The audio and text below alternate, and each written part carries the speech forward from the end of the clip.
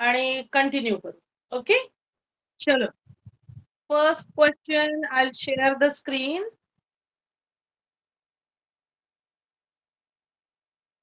Okay, आता problem set 2 यामध्ये पहिला क्वेश्चन असा आहे की some questions and their alternative answers are given. Select the correct alternative. आता जो तुम्हाला पहिला क्वेश्चन दिसतोय हा, याचे 4 ऑप्शन दिलेले आहेत, त्यातला करेक्ट ऑप्शन तुम्हाला सांगायचा. Okay, are you ready everybody? Yes और नो? Yes ma'am. ओके, तर फर्स्ट क्वेश्चन काय आहे? Out of following which is Pythagorean triplet? So who is going to tell the answer? Raise your hand. If you know the answer, raise your hand. Okay, Anushka, what is the answer? B. B. 3, 4, 5. What is the reason that 3, 4, 5 is a Pythagorean triplet? कारण ma'am 3चा वर्ग आणि 4चा वर्ग ह्या दोन्हींची बेरीज 5च्या वर्गा एवढी म्हणजेच 25 येते. म्हणजे 16 आणि 9ची बेरीज 25 येते. म्हणून हे पायथागोरसचे त्रिकूट आहे. पायथागोरस त्रिकूट आहे. म्हणजेच इथे तुम्ही पायथागोरस थिअरम वापरला. जी मोठी बाजू आहे तो कर्ण असतो. कर्णाचा वर्ग हा इतर दोन बाजूंच्या वर्गांच्या बेरजे इतका असतो. Okay, got it? येस और नो? रिमेनिंग स्टुडंट्स, येस और नो? Yes ma'am. ओके, त्याच्यानंतर नेक्स्ट क्वेश्चन आपला आहे की in a right angle triangle. आता राईट अँगल ट्रायंगल म्हणजे काय रे? कोण सांगेल? काटकोन त्रिकोण. ओके, काटकोन त्रिकोण. Very good. काटकोन त्रिकोण दिलेला आहे. काटकोन त्रिकोण मध्ये ज्यामध्ये एक कोन असतो 90 अंश आणि इतर दोन कोन असतात acute angle, means less than 90 degree. Okay, तर आता कंडिशन काय आहे? In a right angle triangle, if this sum of the squares of the sides making right angle is 169, then what is the length of the hypotenuse? बघा, त्यांनी काय विचारलंय की जर एका काटकोन त्रिकोणामध्ये जिथे 90 अंशाचा कोन होतो, तो कोन ज्या बाजूंनी बनला जातो, म्हणजे 90 डिग्री हा कोन ज्या बाजूंमुळे बनतो त्या बाजूंच्या वर्गांची बेरीज ही 169 आहे. Then what is the length of the hypotenuse?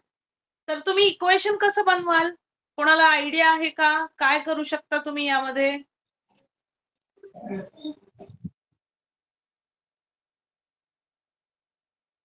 Any idea how you are going to find the answer? Question समजला का सगळ्यांना? Yes ma'am. ओके, मी स्क्रीन वर सॉल्व्ह करून दाखवते म्हणजे तुमच्या लक्षात येईल. आय थिंक काही जणांना क्वेश्चन कळालेला नाहीये. जस्ट मॅम उत्तर 13 येते. Okay, yes ma'am. मॅम सगळ्यात सोपं म्हणलं तर 169चा वर्गमूळ घ्यायचे आणि मग ते 13 येते. येस, हे बघा, आता काटकोन त्रिकोण मी तुम्हाला दाखवते. त्यांनी काय सांगितलं की एका काटकोन त्रिकोणामध्ये, आता मी समजा नाव दिलं याला नाव दिलं पी, याला नाव दिलं क्यू आणि याला नाव दिलं आर. ओके, यामध्ये जिथे काटकोन तयार झालाय त्या काटकोनांच्या ज्या बाजू आहेत, म्हणजे समजा याला आपण कन्सिडर केलं एक्स, याला कन्सिडर केलं वाय, या दोन बाजूंच्या वर्गांची बेरीज दिली. आता याला समजा तुम्ही झेड कन्सिडर केलं, तर आपल्याला माहितीये की x square plus y square is equal to काय असतं? झेड स्क्वेअर ना? झेडचा वर्ग. येस. मग आता या दोघांची बेरीज दिलेली आहे. काय दिली आहे? 169. येस. मग आपण या इक्वेशन मध्ये त्याची व्हॅल्यू टाकायची आणि इक्वेशन सॉल्व्ह करायचं. आता तुम्हाला माहितीये डाव्या बाजूला आहे 169, उजव्या बाजूला आहे झेड स्क्वेअर. मग आपल्याला जर झेड पाहिजे, z means that is this one, P R. P R म्हणजे काय आहे? हायपोटेनियस आहे. जर तुम्हाला झेड ची व्हॅल्यू काढायची असेल तर तुम्हाला दोन्ही बाजूला वर्गमूळ घ्यावं लागेल. येस, म्हणजे इथे येणार वर्गमुळात 169 इज इक्वल टू येणार झेड. कारण जेव्हा वर्गमूळ घेतो याचा तेव्हा हा स्क्वेअर कॅन्सल होतो. म्हणजेच तुम्हाला माहितीये की 13चा वर्ग हा 169 असतो. म्हणजे 169. Z म्हणजेच तुमचा हायपोटेनियस काय येणार रे? 13. 13. आता समजलं अशा प्रकारे एक्झाम्पल आलं तर कसं सॉल्व्ह करणार? Yes ma'am. ओके. आता अजून एक नेक्स्ट क्वेश्चन घेऊ आपण. नेक्स्ट क्वेश्चन आहे आपला टेक्स्ट बुक मधला, पुन्हा पायथागोरन ट्रिपलेटशी रिलेटेड क्वेश्चन आहे. Question is out of the dates given below, which date constitutes a Pythagorean triplet? म्हणजे या त्यांनी सांगितले की ह्या डेट आहेत. ठीक आहे. म्हणजे जसं आपलं पहिल्यांदा डे असतो, त्याच्यानंतर मंथ असतो, त्याच्यानंतर इयर असतं, त्या टाइप मध्ये फक्त त्यांनी सांगितले की हा डेटचा पॅटर्न आहे. तर यामधल्या कोणता ऑप्शन हा पायथागोरन ट्रिपलेट आहे? पुन्हा एकदा तुम्हाला काय करावं लागेल? पहिला कसा काय पहिला? कारण मॅम कारण काय आहे त्याचं? मॅम मी सांगू?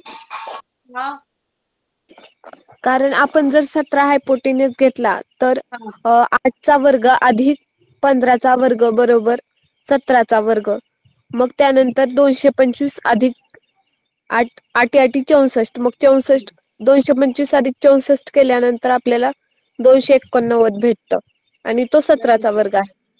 Very good, very good. आपल्याला आता काय करायचं, जसं तू सांगितलं एक्झॅक्ट करेक्ट आहे. आपल्याला दिलेल्या ऑप्शन मध्ये एक एक ऑप्शन तुम्हाला चेक करायचंय. तर आता समजा आपण पहिला ऑप्शन चेक केला, तर चेक करताना काय करायचं की जी मोठी संख्या आहे that will be your hypotenuse. Okay, तो तुमचा हायपोटेनियस आहे. आणि इतर ज्या दोन छोटे जे काही तुमच्या व्हॅल्यूज दिलेल्या आहेत त्या तुमच्या इतर दोन बाजूंच्या व्हॅल्यू कन्सिडर करायच्या. मग आता इथे पहिल्या ऑप्शन मध्ये 17 ही मोठी संख्या आहे, म्हणजे 17चा तुम्हाला वर्ग करावा लागेल. 17चा वर्ग आहे तो 289 आणि 15चा स्क्वेअर असतो 225, 8चा स्क्वेअर असतो 60. या दोघांची बेरीज हा 17च्या वर्गा एवढी येते. म्हणजेच काय, ऑप्शन ए हा तुमचा करेक्ट ऑप्शन आहे. आणि इथे तुम्ही बघाल तर हा 16 हा 16 दोन्ही नंबर कधीही सेम नसतात पायथागोरन ट्रिपलेट मध्ये. एक नंबर हा नेहमी मोठा असतो, म्हणजे हा ऑप्शन तुमचा रॉंग आहे. हा ऑप्शन बघा 3 स्क्वेअर 5 स्क्वेअर 25 प्लस 9, याची काही बेरीज याच्या वर्गा एवढी नाहीये. आणि सेम इथे पण 4चा वर्ग अधिक 9चा वर्ग याची सुद्धा बेरीज 15च्या वर्गा एवढी येत नाही. म्हणून option number A is the correct option. समजलं? Yes ma'am. मॅम आता मी ज्याचं नाव घेईन त्यांना नेक्स्ट आन्सर सांगायचंय. Question number 4 is what? If A, B, C are sides of triangle and A square plus B square is equal to C square, then name the type of a triangle. जेव्हा त्रिकोणाच्या ABC अशा बाजू आहेत आणि ज्यामध्ये A square plus B square is equal to C square अशी condition दिलेली आहे, तर त्या त्रिकोणाचा तुम्हाला टाइप ओळखायचा आहे, म्हणजे कोणत्या प्रकारचा हा त्रिकोण आहे. ऑप्शन नंबर 1 आहे obtuse angled, then acute angle, then right angled and equilateral triangle. So Roshni तू सांग कोणता आन्सर करेक्ट येईल आपलं? रोशनी आपल्याला कोणता करेक्ट ऑप्शन येईल? क्वेश्चन नंबर 4 चा आन्सर विचारते मी. क्वेश्चन नंबर 4, साइड दिलेले आहेत ABC त्रिकोणाच्या आणि एक कंडिशन दिली आहे A square plus B square is equal to C square. तर दिलेल्या 4 ऑप्शन पैकी कोणता आन्सर करेक्ट येईल? हा स्क्रीन नाही दिसत आहे.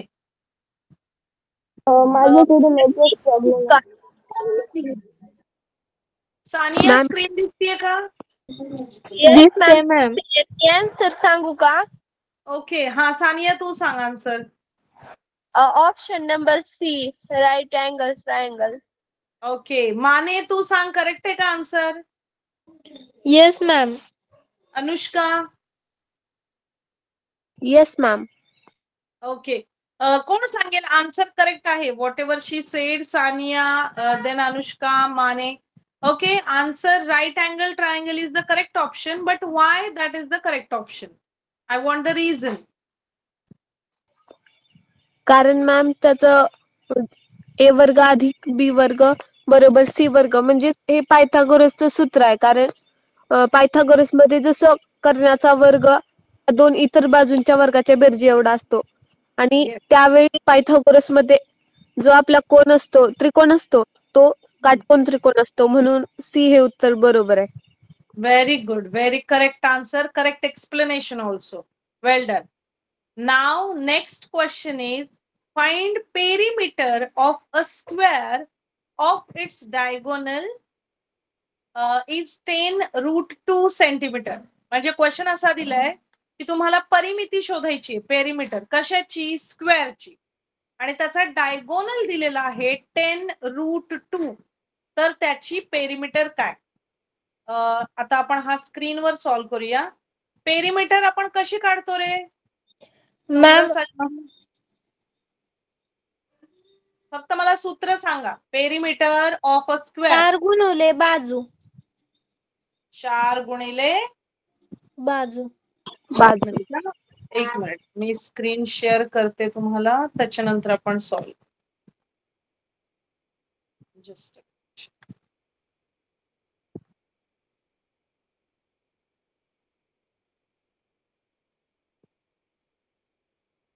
ओके, सगळ्यांनी आता नोटबुक असेल तर स्टार्ट करा सॉल्व्ह करायला. आपल्याला फॉर्म्युला यूज करायचा आहे आणि त्याच्यानंतर आपल्याला हे एक्झाम्पल सॉल्व्ह करायचं. ओके, रेडी सगळे? Yes ma'am. Yes ma'am. Okay, आता इथे बघा, समजा मी आता चौकोन काढून घेतला, म्हणजे स्क्वेअर. स्क्वेअर म्हणजे काय? ज्याच्या चारही बाजू सारख्या असतात. इथे मी आता तुम्हाला स्क्वेअर काढून दाखवला. आता त्यांनी काय दिलंय बघा, डायगोनल दिलाय. मग मी इथे डायगोनल पण काढून घेतला. डायगोनल मी इथे काढला.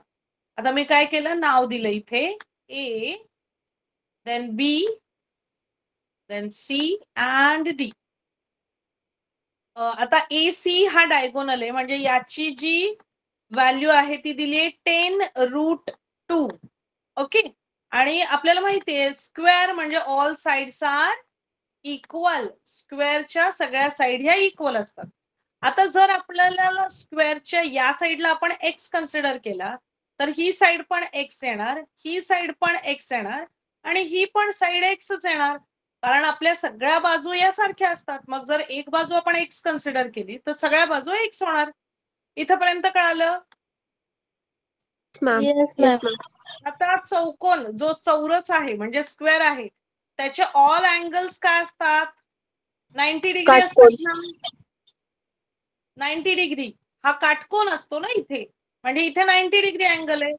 म्हणजे आता तुम्हाला लक्षात येईल की ए बी सी हा जो त्रिकोण आहे, म्हणजे आता मी इथून तुम्हाला हा त्रिकोण सेपरेट करून दाखवते. हाच जो त्रिकोण आहे तो मी इथे दाखवला बघा, हा त्रिकोण.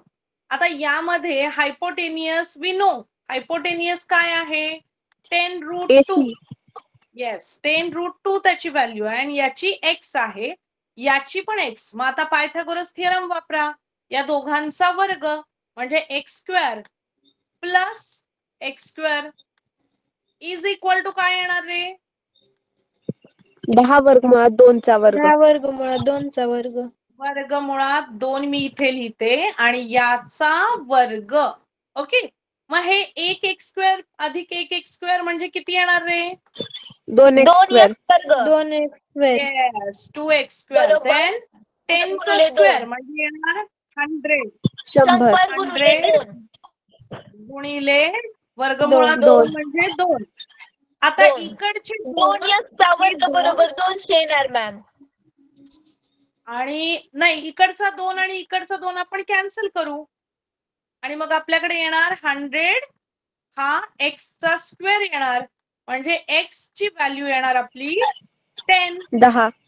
येस, X आता बरोबर आपल्याला 10 एक्स येणार. मिळाला. हा, मग एक्स हा काय होता, आपण काय कन्सिडर केला होता एक्स? चौरसाची बाजू. Yes, absolutely correct. पण आपल्याला क्वेश्चन काय विचारलेला आहे? चौरसाची परिमिती. येस, म्हणजे आपल्याला 4 गुणिले बाजू हा फॉर्म्युला वापरावा लागेल. म्हणजे 10 ही आपली बाजू आहे. 10 गुणिले 4 म्हणजे आपलं उत्तर काय येईल रे? 40. Yes, very good. 40 म्हणजे 40 centimeter is the perimeter of a square. So option number which is correct? Which option? D. D. Yes, very good. Option number D is the correct answer.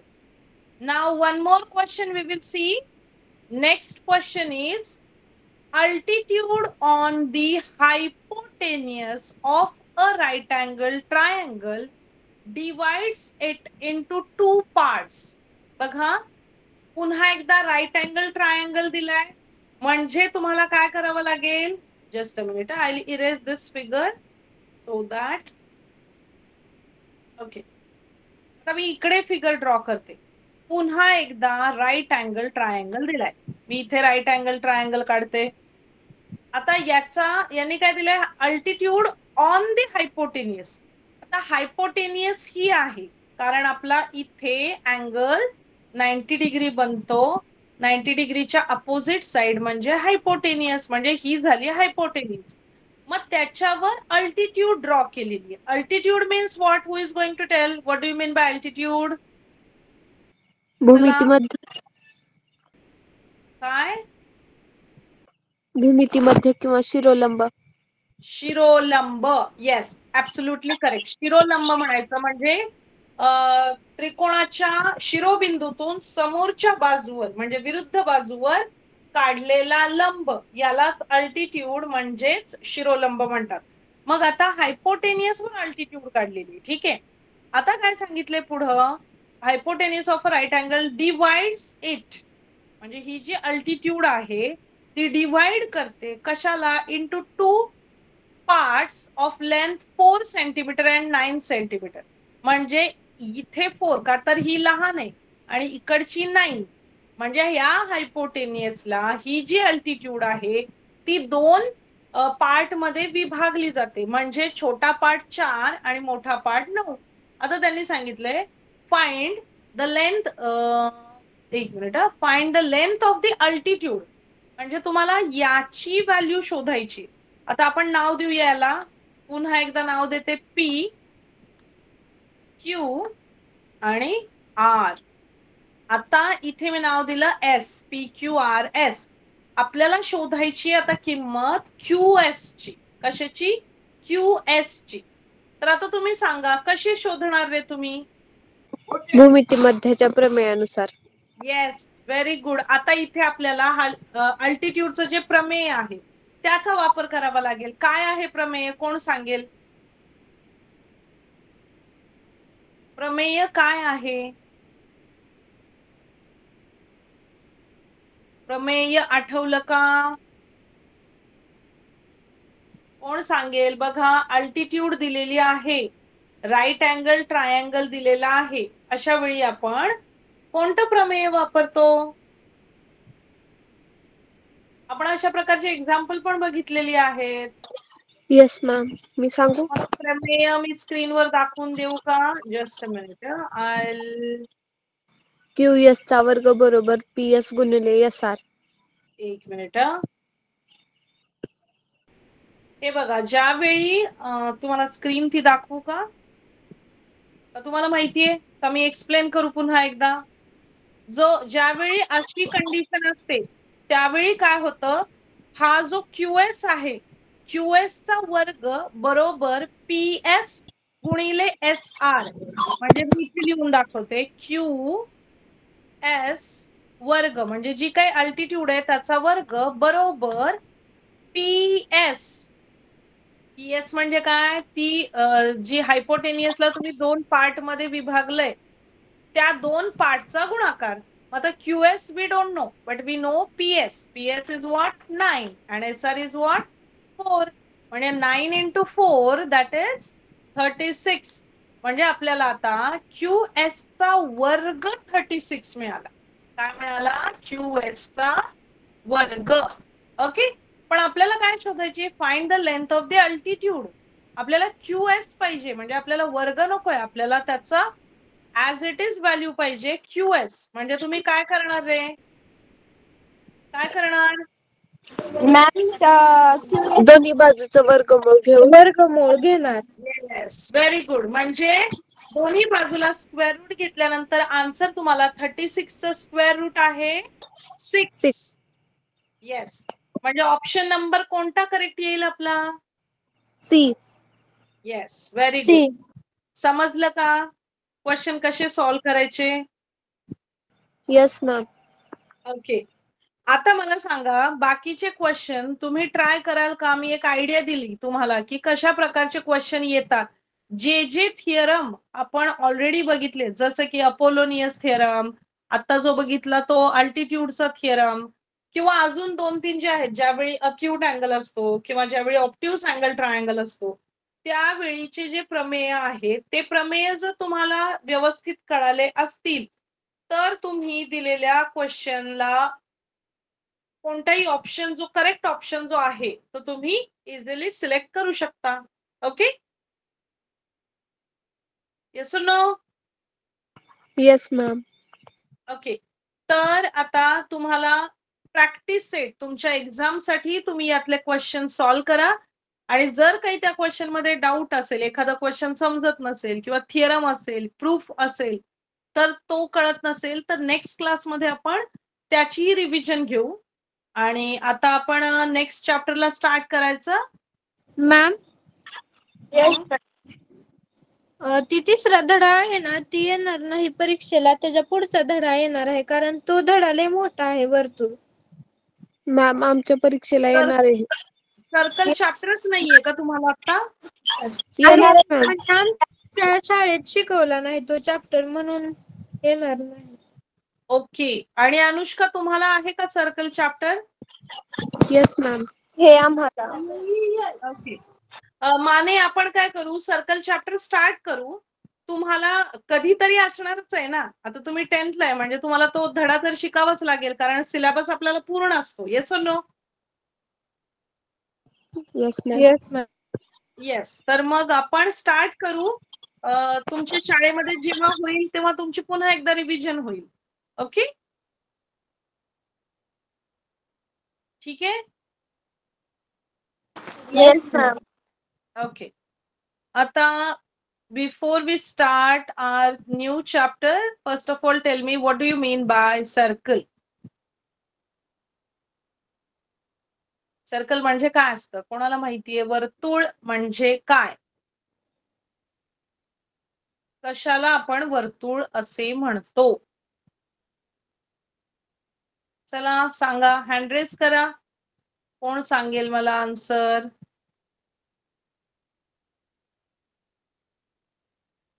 Pythagoras theorem सुद्धा खूप easy आहे, फक्त तुम्ही practice केली ना एक्झाम्पल्सची की तुम्हाला कुठलाही प्रूफ जरी असेल ना तरी तो इझी जाईल, कारण सगळा डिपेंड आहे त्या थिअरम्सवर. जे काही आपण शिकलोय त्याच्यावर डिपेंड आहे. तर आपला थर्ड चॅप्टर आहे सर्कल. ओके. मला सांगा, कोण सांगेल सर्कल म्हणजे काय? ज्यांची शाळेत ऑलरेडी स्टार्ट झालाय त्यांना तर माहित असेल सर्कल मीन्स व्हॉट. आणि up to 9th standard I think you know that what do you mean by circle. Yes ma'am. Okay. Yes, any ma'am. Idea? 360 अंश मापाचा एक गोल म्हणजे वर्तुळ.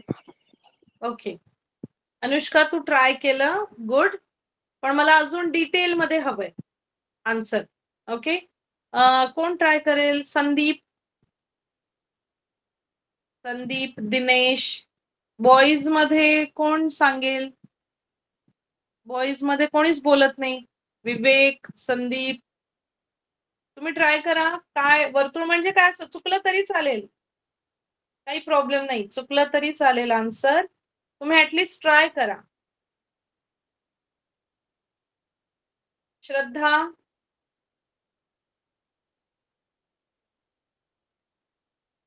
श्रद्धा, Shravani, okay, Sania. Yes ma'am. 360 अंशाचा व कोनमापकाने काढलेला एका बिंदूपासून जो वर्तुळ असतो त्याला वर्तुळ म्हणतात. जो वर्तुळ असतो त्याला वर्तुळ म्हणतात. ओके, ऑलरेडी कसं आपण त्याला वर्तुळ म्हणणार ग, है ना? Yes ma'am. ओके, तू सांगितलं, दॅट्स फाईन, पण अजून थोडा विचार करा. बरं, मी आता तुम्हाला आकृती दाखवते. आय थिंक तुम्ही ब्रिज कोर्सला होता का रे लास्ट इयर? No ma'am.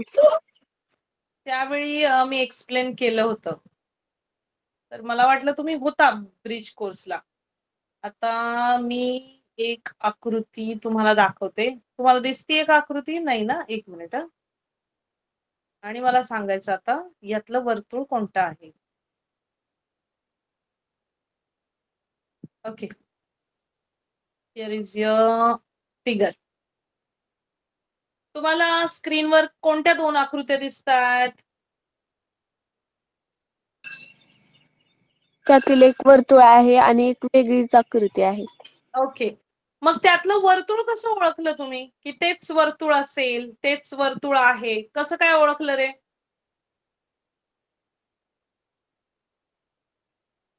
हेच वर्तुळ आहे ते कसं काय ओळखलं? कोणतं वर्तुळ आहे यामधलं? मॅम पहिल्या नंबरचं. ओके, पण तुम्हाला असं का वाटतंय तेच वर्तुळ आहे? मॅम कारण त्याला मध्यबिंदू पण आहे त्यामुळे आणि ते गोल पण आहे त्यामुळे. ओके, मध्यबिंदू आहे म्हणून का? ओके, आता समजा मी इथे एक मध्यबिंदू दिला आणि मी असं एक आकृती ड्रॉ केली. मॅम, हे वर्तुळ आहे का रे? आपण जर पट्टीने जर लिहिलं तर त्याच्या जीवा सगळीकडून आणि व्यास पण समानच आहे. त्रिज्या.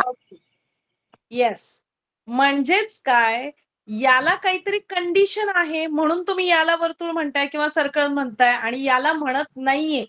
काहीतरी दोघांमध्ये फरक आहे ना? येस और नो? Yes ma'am. ओके, तर आता मी सांगते तुम्हाला की वर्तुळ तुम्ही पहिल्याच आकृतीला का म्हटलं. कारण वर्तुळ म्हणजे काय, it is a collection of points की ज्यामध्ये खूप सारे बिंदू एकत्र आले. It is a collection of points from a fixed point.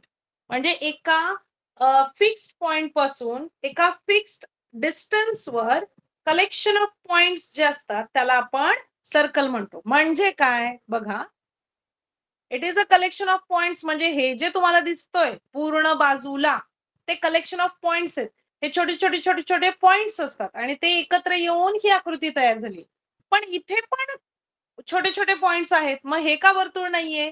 कारण it is a collection of points from a fixed point.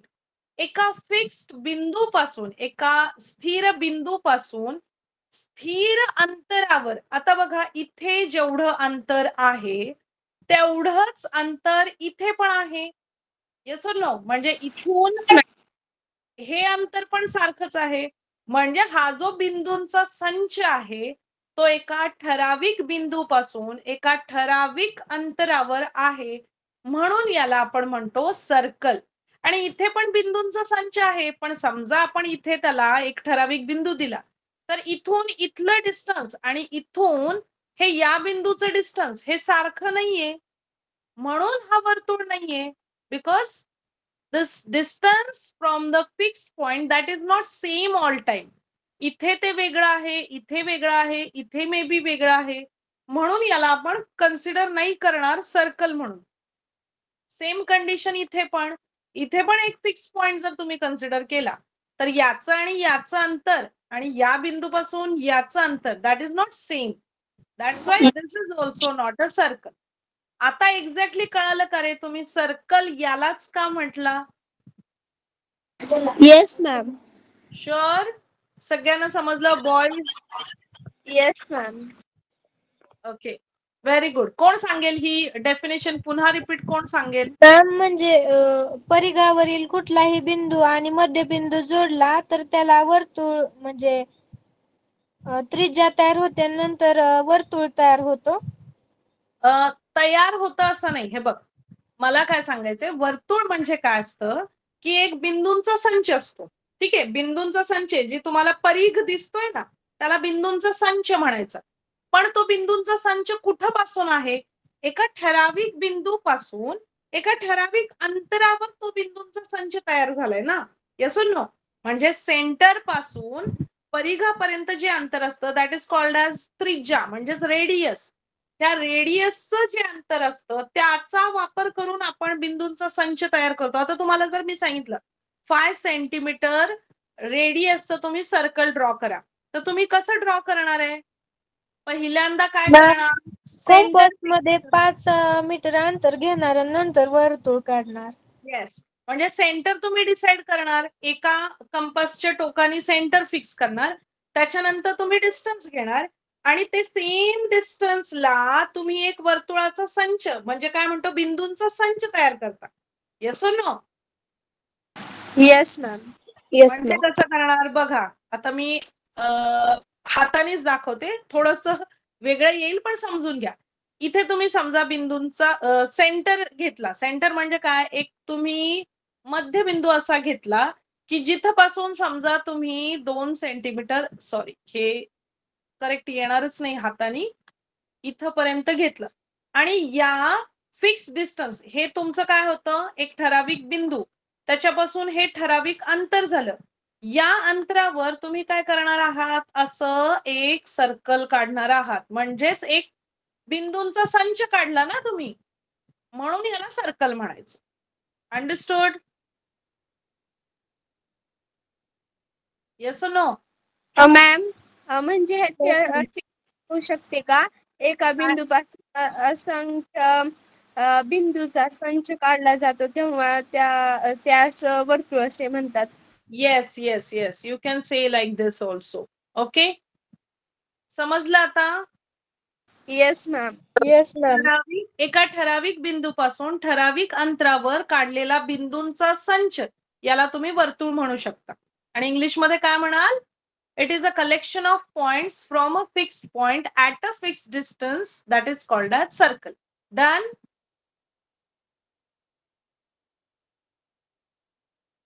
Yes ma'am. Okay, आता मला सांगा ओव्हल. ओव्हल शेप म्हणजे एग शेप. एग माहितीये तुम्हाला? एगचा शेप म्हणजेच ओव्हल शेप असतो. Oval आणि सर्कल यामध्ये डिफरन्स काय असेल रे? त्याची त्रिज्या सेम नसते आणि तो 360 अंशाचाही नसतो. Very good. अजून एक मेन डिफरन्स आहे बघा, आपण लास्ट इयर भूमितीमध्ये पाहिलं होतं. अजून एक मेन डिफरन्स आहे. तुम्हाला द्विमितीय त्रिमितीय आकृत्या आठवल्या? द्विमितीय त्रिमितीय आकृत्या आठवतायत का? म्हणजे इंग्लिश मध्ये 2 डायमेन्शनल 3 डायमेन्शनल फिगर्स. नसेल आठवत तर नो म्हणून सांगा, म्हणजे मला कंटिन्यू करायला. No ma'am. ओके, बघा आता तुम्हाला आता 2 डायमेन्शन जर कन्सिडर केलं, जस्ट अ मिनिट, आणि माझा व्हिडिओ दिसतोय का रे सगळ्यांना? म्हणजे मी दिसते का सगळ्यांना? ओके, आता मी काय दाखवतेय बघा.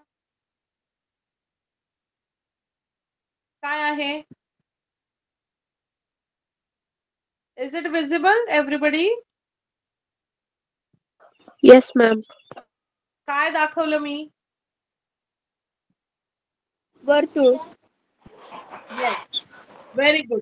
आता समजा मी तुम्हाला एक टेनिस बॉल दाखवला, तर आता डिफरन्स काय आहे या वर्तुळात? म्हणजे ही जी बांगडी आहे म्हणजे काय? ही वर्तुळच आहे. ठीक आहे, वर्तुळ आणि एक बॉल, टेनिस बॉल, यामध्ये फरक काय आहे रे दोघांमध्ये? मॅम बॉल भरीव आहे आणि बांगडी पोकळ आहे.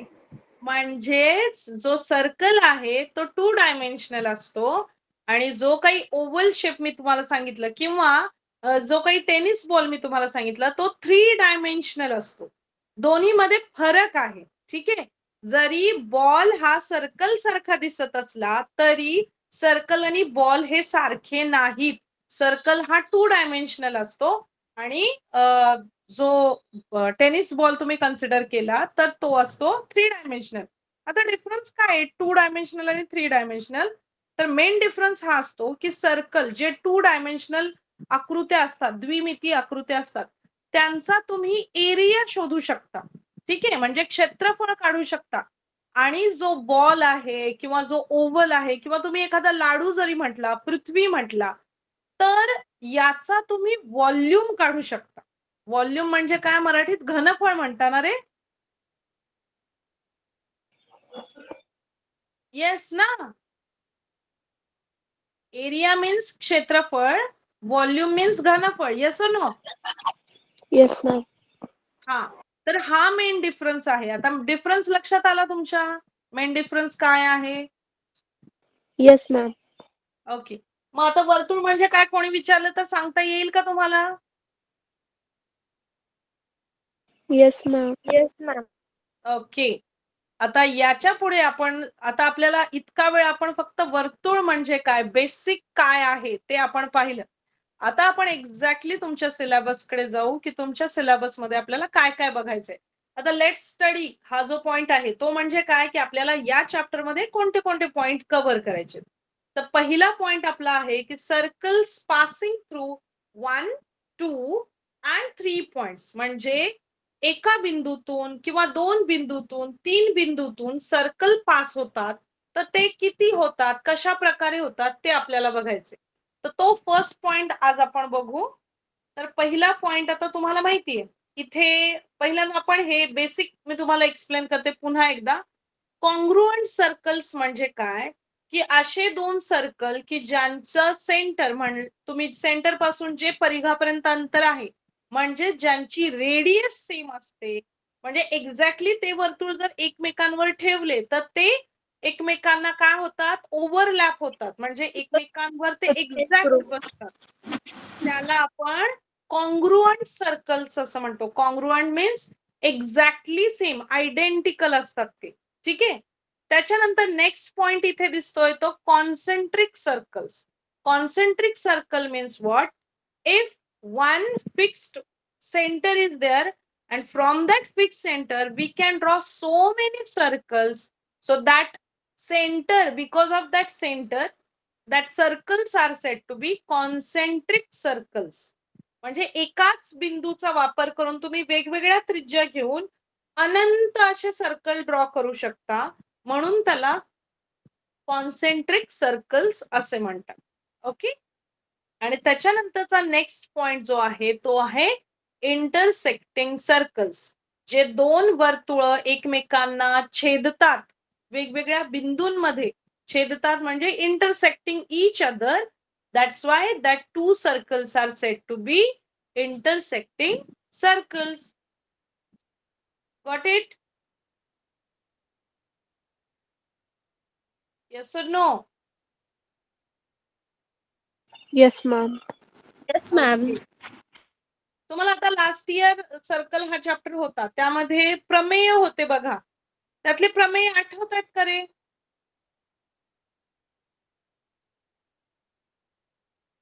त्यातलं पहिलं प्रमेय हे होतं बघा.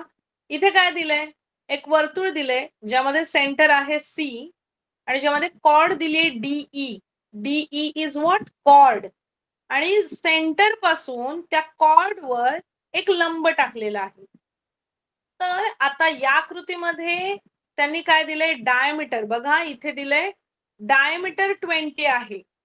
डायमीटर इज गिवन 20, म्हणजे त्याची रेडियस किती येईल रे? 10. Very good, 10. म्हणजे व्यास दिलेला आहे 20, मग त्याची त्रिज्या येणार 10. त्रिज्या इथे कोणती आहे? सी आणि ई. जर बिंदू तुम्ही जोडला सीई तर त्याला आपण त्रिज्या म्हणतो, किंवा सी डी जरी जोडला तरी त्याला त्रिज्या म्हणतो. आणि त्यांनी डीई ही जी पूर्ण जीवा आहे म्हणजेच काय, कॉर्ड, ती दिली 16 सेंटीमीटर. आणि आपल्याला विचारलंय सीएफ. सीएफ म्हणजे हे जे लंब टाकलेला आहे त्याचं अंतर शोधा. तर त्याचं अंतर कसं शोधायचं? कोणाला माहितीये का? कोणाला आठवतंय का? लास्ट इयरचं एक प्रमेय होतं, म्हणजेच थिअरम होता. Do you remember that? Yes ma'am, म्हणजे आपण DF किंवा FE चं माप काढू शकतो. हा, पण ते कोणत्या प्रमेयाने काढू शकतो हे आठवतंय का? प्रमेयाचं नाव तर नाही, पण प्रमेय आठवतो की वर्तुळ केंद्रापासून जिवेवर टाकलेला लंब जिवेला दुभागतो. Very correct answer. बघा आता इथे मी एकदम करेक्ट आन्सर तू सांगितले. इथे मी काय करते, रेडियस जॉईन करून दाखवते. आता ही आहे ती रेडियस आहे. रेडियस आपल्याला माहितीये 10, कारण त्यांनी जीवा दिली आपल्याला 20, म्हणजे रेडियस येणार 10. आता DE हा पूर्ण जो कॉर्ड आहे तो 16 दिलाय, म्हणजे हा छोटा भाग येणार 8, हा पण येणार 8, आणि ही त्रिज्या आहे म्हणून हा येणार 10. आणि त्यांनी विचारलीये CF, म्हणजे इथे तुम्ही पायथागोरसचं पायथागोरस. थेरम वापरणार. येस, म्हणजे इथे 10चा वर्ग 100 वजा 8चा वर्ग 64 करावा लागणार तुम्हाला, आणि त्याच्यानंतर तुम्हाला आन्सर मिळणार आहे 36. येस और नो? आणि येस मॅम. तुम्हाला 36 हे काय मिळालं? CF चा वर्ग मिळाला. वर्ग. Which is equal to CF square. But we want CF. So CF करायला आपल्याला दोन्ही बाजूचं काय घ्यावं लागेल? वर्गमूळ. वर्गमूळ. येस, म्हणजे आन्सर काय येणार आपलं? 6 सेंटीमीटर. Yes, very good. तर हे पहिला जो थेरम होता, जो आपण ऑलरेडी 9th मध्ये शिकलेला आहे, तो थेरम असा आहे की वर्तुळाच्या केंद्रबिंदूपासून जिवेवर टाकलेला लंब हा जिवेला दुभागतो, म्हणजे 2 इक्वल पार्ट मध्ये विभाजन करतो. तर यावरून आपण जर रेडियस दिली असेल आणि जीवा दिली असेल तर आपण लंब शोधू शकतो. लंब दिला असेल, जीवा दिली असेल तर रेडियस शोधू शकतो. अशा प्रकारचे एक्झाम्पल्स आपण त्या दिलेल्या प्रमेयावरून शोधू शकतो. तर आजच्यासाठी फक्त सर्कल चॅप्टरची इंट्रोडक्शन आणि हा फर्स्ट थिअरम इथपर्यंत आपण सिलेबस बघितलेला आहे, आणि सध्या तरी तेवढा सिलेबस आपण व्यवस्थित समजून घेतलेला आहे. आणि त्याच्यानंतरचे जे थिअरम आहेत किंवा त्याच्यानंतरचे जे पॉइंट आहेत ते आपण नेक्स्ट क्लासमध्ये बघूया. आता आज आपण जे काही शिकलो त्यामध्ये कोणाला काही डाऊट आहे का? नो नाही मॅम. ओके मॅम, आमच्या परीक्षेमध्ये 4 धडे येणार आहेत. ओके, वर्तुळ आहे आणि अजून एक नेक्स्ट चॅप्टर पण आहे का? म्हणजे मॅम आम्हाला जेवढे शिकवलेत ना तेवढेच. मग कोणते कोणते शिकवले तुम्हाला? पहिला शिकवलाय समरूपता, ते शिकवलाय. नंतर पायथागोरसचे प्रमेय ते एक शिकवलाय. भौमितिक रचना आज अर्धा झालाय, आणि त्रिकोणमिती एक झालाय. ओके ओके, हे 4 ट्रिग्नोमेट्री. धडे येणार आहेत. ओके, त्यामध्ये तुम्हाला डिफिकल्ट कोणता वाटतोय चॅप्टर? मॅम ते भौमितिक रचना, तेच अवघड आहे. ओके, ते तर सगळ्यात इझी असतं. Ma'am Yes, ma'am. काही आकृत्या खूप अवघड आहेत. काय झालं? त्यातल्या काही आकृत्या अवघड आहेत. म्हणजे हा, कोण सामायिक असलेले. काय काय अनुष्का? 2 त्रिकोणामध्ये कोण सामायिक असताना तो खालून आणि वरून आकृती काढली जाते, चाप आणि ती. येस मॅम, ओके ते पंचिका पण सोपी आहे, पण ते दुसरा ते अवघड आहे. ओके, आपण तुमची एक्झाम कधी आहे मला सांगा? Ma'am 8 10 October. तारखेला आहेत पेपर. 5 ऑक्टोबर. अच्छा, ठीक आहे. जर नेक्स्ट वीक मध्ये एखादा जर आपल्याला क्लास मिळाला तर मी तुम्हाला एक आयडिया देईन की किंवा त्याचा एखादा व्हिडिओ तुम्हाला दाखवेन, म्हणजे तुम्हाला अजून इझी जाईल. मला ना ते क्वेश्चन फक्त कोणते जे डिफिकल्ट जातात ना ते शेअर करा व्हॉट्सअपला, ठीक आहे? मग मी ते क्वेश्चन मॅम तुम्ही ग्रुप मध्ये नाही येत वाटतं ना? नाहीये मी. मॅम आम्ही अभ्यास पण पाठवतो ग्रुपवर. हा, येस येस येस. तुम्ही संगीता मॅमना पाठवलं तरी चालेल, किंवा मग मी ऍड होते आणि मग तुम्ही तिथे मला शेअर केलं तरी चालेल, ठीक आहे? मग ते थोडे व्हिडिओ बघितले ना तुम्ही, किंवा मी थोडं एक्सप्लेन करते म्हणजे तुमच्या लक्षात येईल. Okay yes yes ma'am. Ma'am. Okay. अभ्यास करा व्यवस्थित. ऑल द बेस्ट एक्झाम साठी. आणि आपण आता नेक्स्ट पार्ट नेक्स्ट क्लासमध्ये बघू. ठीक आहे. चलो yes bye bye. Bye ma'am. Bye. Good night. Bye ma'am. Good night. Good night.